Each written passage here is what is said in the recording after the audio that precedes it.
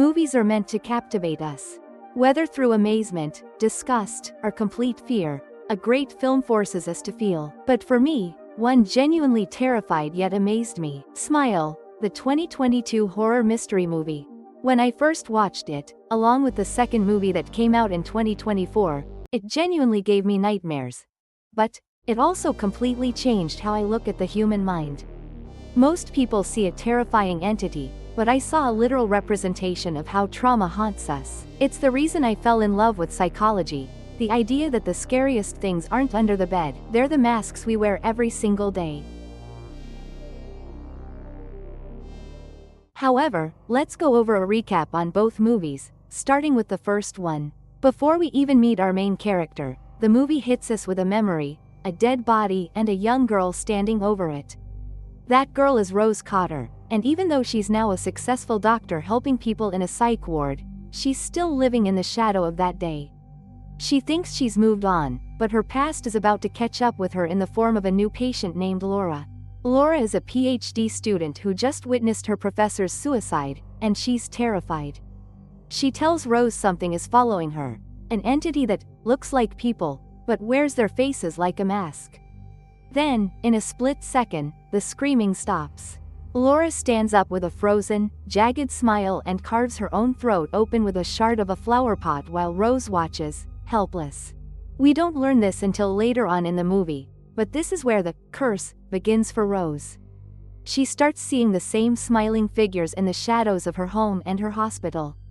But the real horror is the psychological isolation.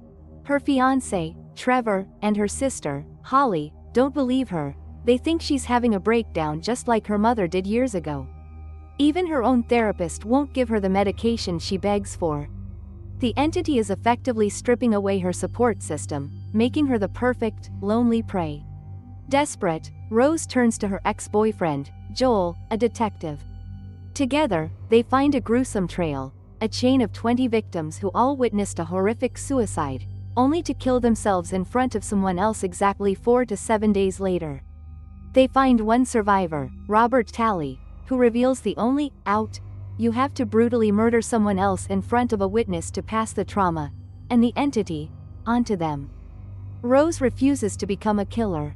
Instead, she chooses total isolation, driving to her abandoned childhood home to die alone.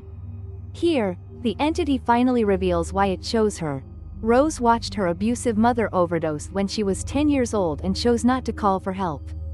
The entity takes the form of her mother, a towering, monstrous manifestation of her guilt. For a moment, it looks like Rose wins. She forgives her younger self, burns the house down, and escapes to Joel's apartment. But it's a hallucination, the entity's final trick to break her mind. In reality, Rose is still at the house. As the real Joel pulls up, the entity rips off its human face to reveal a skinless, multi-jawed nightmare that crawls down her throat. By the time Joel breaks down the door, Rose is smiling. She douses herself in gasoline and sets herself on fire, ensuring the cycle of trauma continues, with Joel as its next victim. Amazing movie, and the second one gets even better. The second movie takes the private horror of the first film and turns it into a global spectacle. The sequel picks up just 6 days after the first film. The curse passes from Joel to a petty criminal, and eventually to Sky Riley, a global pop star attempting a massive comeback after a tragic car accident and a battle with addiction. Unlike Rose, who was a quiet therapist, Sky is constantly under the spotlight. For her, smiling isn't just a metaphor, it's her job. As Sky prepares for her world tour, the entity begins its psychological warfare. It uses her grief and guilt over the car crash, which killed her boyfriend, to tear her apart. She starts seeing the smiling figures in her meet and greets and rehearsals. But because of her history with substance abuse, her mother and her team don't believe her. They think she's relapsing. The movie perfectly captures the loneliness of fame. Sky is surrounded by thousands of fans, yet she's completely alone in her terror. Sky is contacted by a man named Morris, whose brother was a victim of the curse. He has a theory: if they can stop Sky's heart and kill her, the entity will die with no host to feed on. and then he can resuscitate her. It's a radical, life-or-death gamble to literally kill the trauma before it kills her. The third act is a total mind bend. Sky's life spirals out of control. She accidentally kills her mother with a glass shard, escapes a wellness clinic, and meets Morris at a pizza place to perform the procedure. But as she enters the freezer to die, the entity appears as her former self, the version of her from the car crash. It reveals the crushing truth: none of this was real. Everything from the moment Sky escaped the clinic was a massive, vivid hallucination. In reality, Sky has been standing on stage at her opening night concert in a catatonic state. In front of thousands of screaming fans, the entity finally takes full control.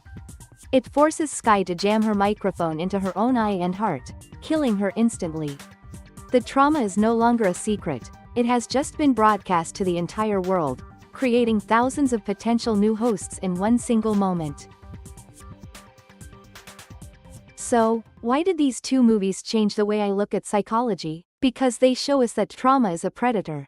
In the first film, we saw how trauma isolates us in private. In the second, we saw how society forces us to perform and smile through it in public. Both Rose and Sky weren't just running from a monster, they were running from unprocessed grief. The smile entity wins when we stay silent, when we're ignored, and when we wear a mask instead of seeking help. It's a terrifying reminder that our mental health isn't just a personal issue. It's something that can ripple out and affect everyone around us if we don't break the cycle. If Rose's story was about the fear of the past, Sky's was about the pressure of the present. Together, they show the full spectrum of a breakdown. The first movie asks, can you survive your secrets? And the second asks, can you survive the world watching you? The answer for both was a resounding no, at least, not without real, honest support. And that's why I love these films. They don't give you a cheap happy ending, they give you a warning. What's truly haunting is the irony of the smile itself. In psychology, smiling is supposed to release endorphins, it's a signal of safety. But these movies subvert that. They show us toxic positivity on steroids. It's that social pressure to just be happy, or get over it, which actually prevents real healing. By forcing Rose and Sky to keep up appearances, the entity ensures their trauma stays buried where it can grow. It makes you wonder, how many people in our real lives are smiling, not because they're okay, but because they're terrified of what happens if they stop. One of the reasons smile feels so suffocating isn't just what you see, it's what you hear. The film uses something called infrasound. These are low-frequency tones that sit just below the threshold of human hearing. Even though you can't hear them, your body feels them.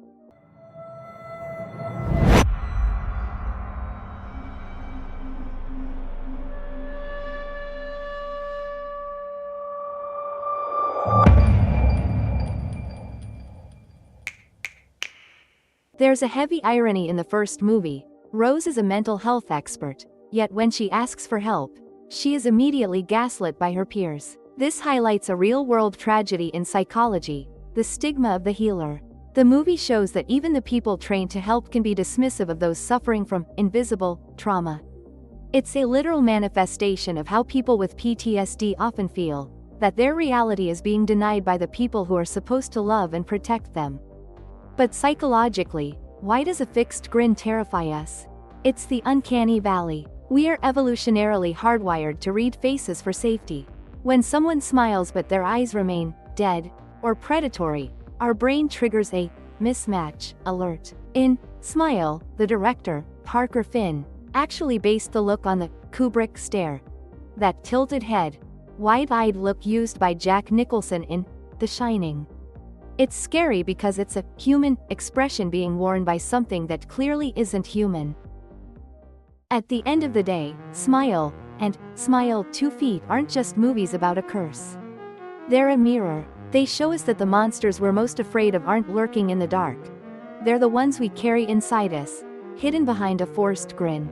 These films turned me into a total psychology nerd because they proved that horror is the best way to talk about the things we're too scared to say out loud. So, next time you see someone wearing a mask, remember, you never know what's happening behind the smile.